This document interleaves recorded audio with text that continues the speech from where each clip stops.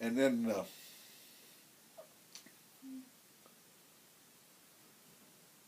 I'd say 4 o'clock maybe, Mm-hmm. we got in the car and took off. And I said, where do you want to go on your honeymoon? She says, how much money have you got? I said, $50 or whatever it was, you know. I suppose we probably ought to go to Salina, Kansas, which is where I had to be on Monday, I think. And I said, okay, where should we stop tonight? Well, let's just stop in Lincoln. It was 60 miles. So we stopped in Lincoln, and that's where we honeymooned, and watched football games most of Sunday, because that was New Year's Day, right? Mm-hmm. And then we drove to Salina, Kansas. And we got there, and we said, okay, where are we going to live? And so we started shopping, looking, and we found this little house. The address was 770 Hemlock Drive. And it was 2 bedrooms, a living room, a bathroom, a kitchen.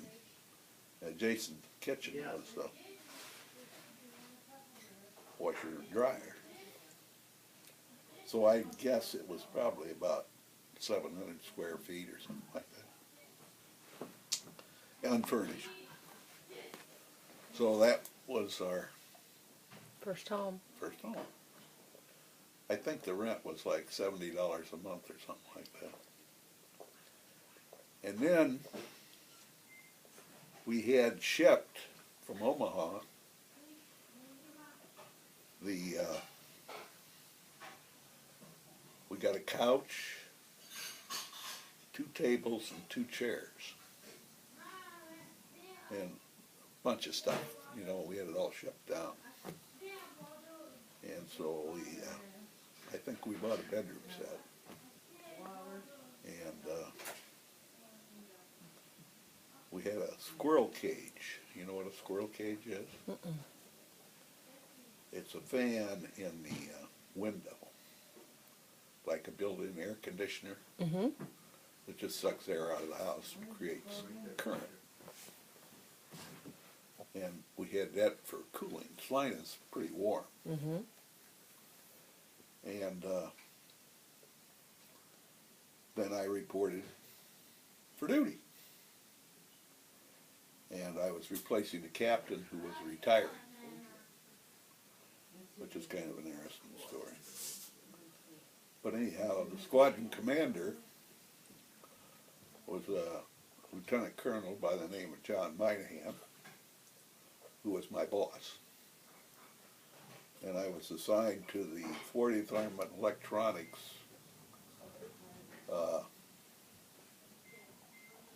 squadron in the 40th Bomb Wing in the 8th Air Force as part of the Strategic Air Command. And the base was called Smoky Hill Air Force Base. And it was the largest SAC base in the world. And there were 2 bomb wings there, the 40th and the 310th. I was in the 40th. And they just converted from B-29s, which were the big bombers in the Second World War, to B-47s.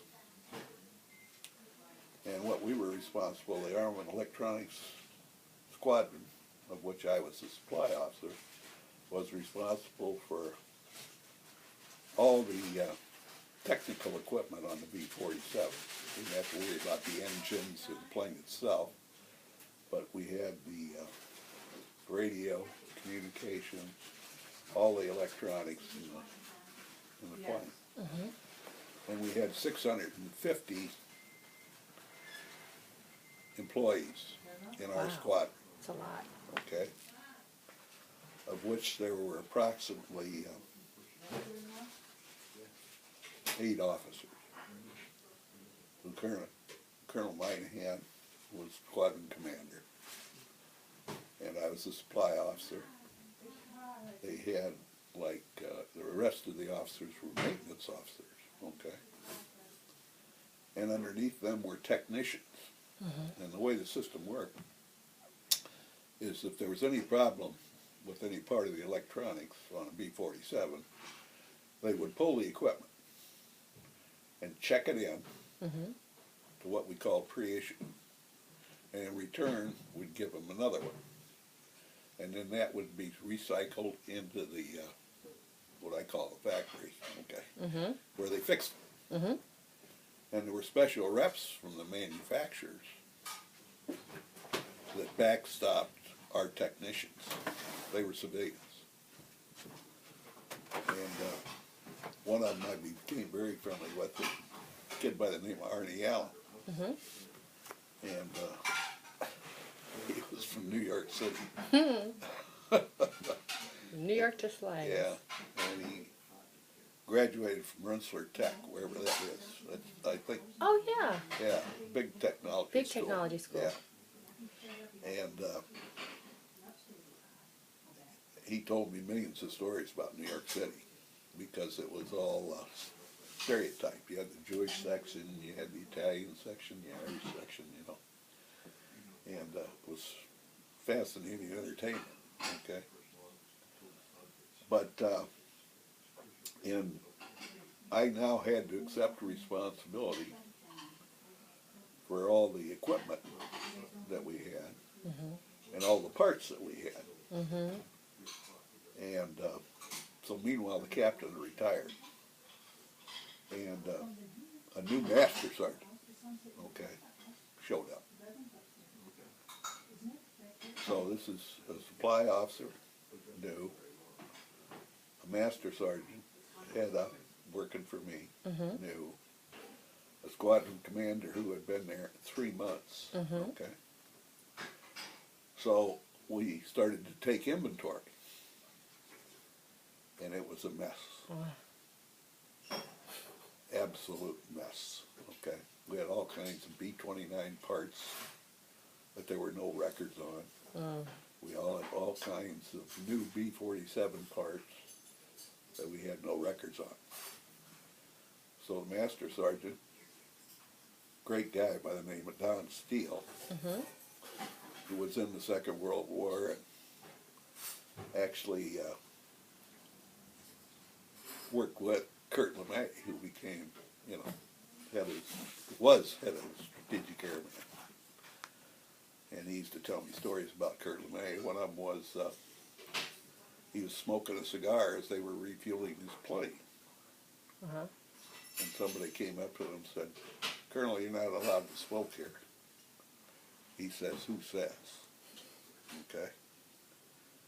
I damn well tell you right now, this plane doesn't have the guts to blow up on me. He was one tough cookie. But anyhow, we determined, we went to the colonel and said, "Colonel, we can't make heads or tails of this.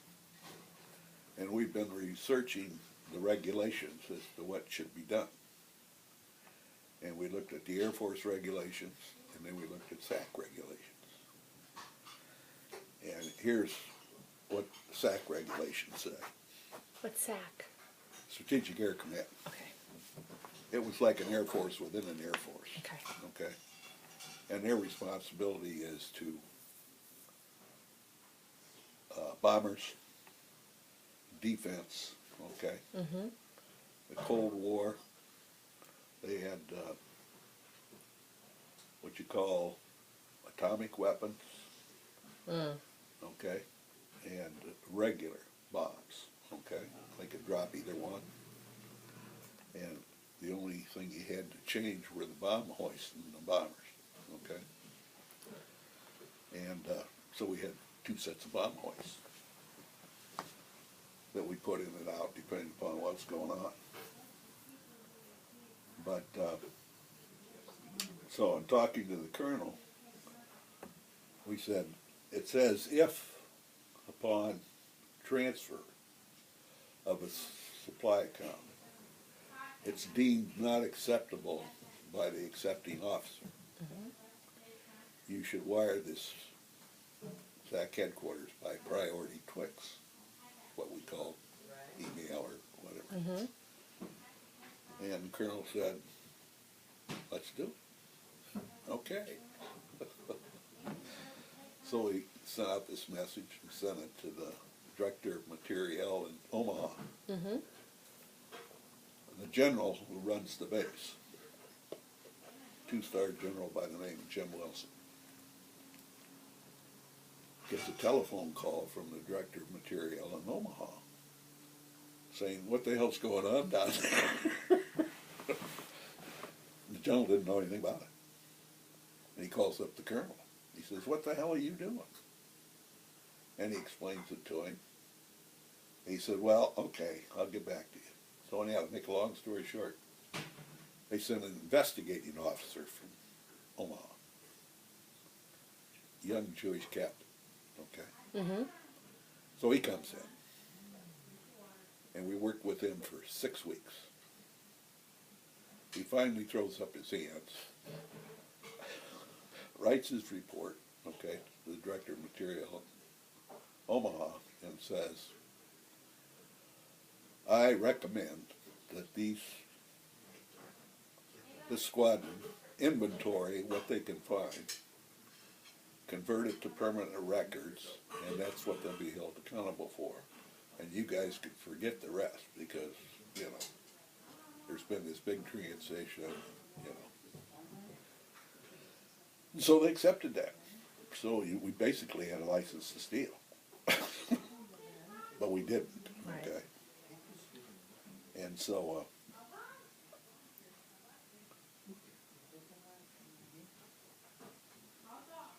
you had to be very sensitive to the fact that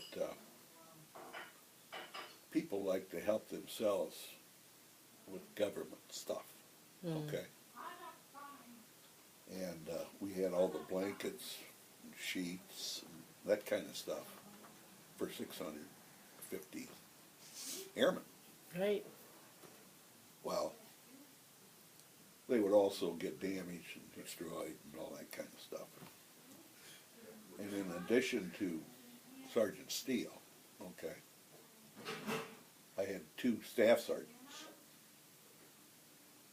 And we had 26 people in total responsible for supply.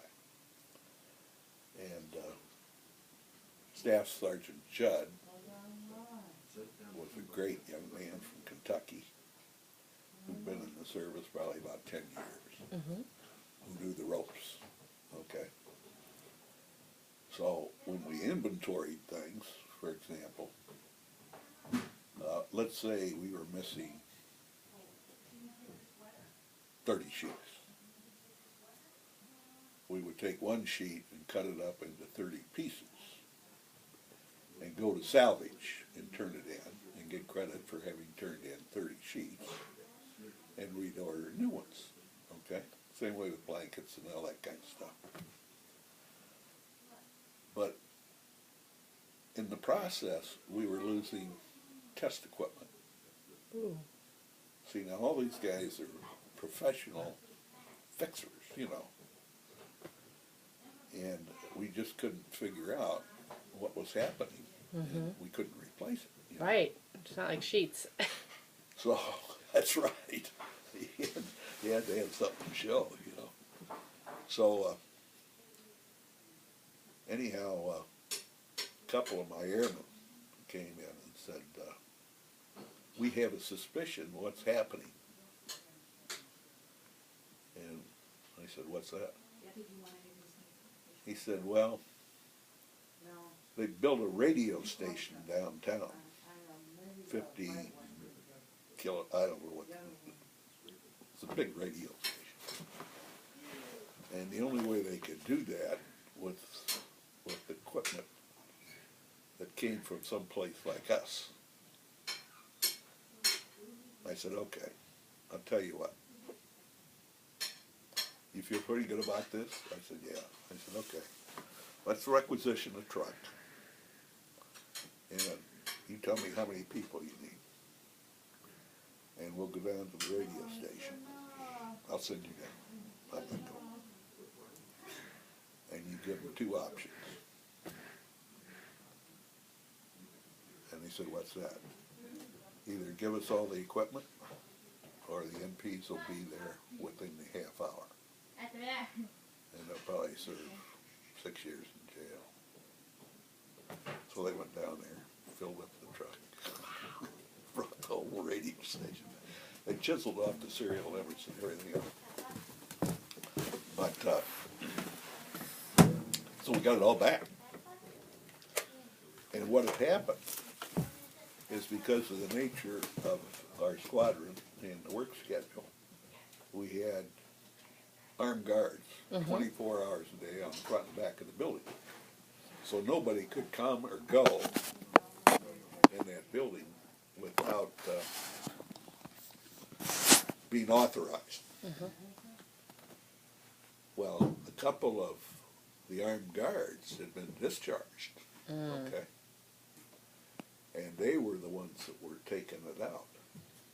Okay, we finally backed it up and figured out how it happened. Did they get in trouble? No, we left them alone because we got everything back. But oh yeah, they really would have, that would have been a big problem. I'm gonna hit pause.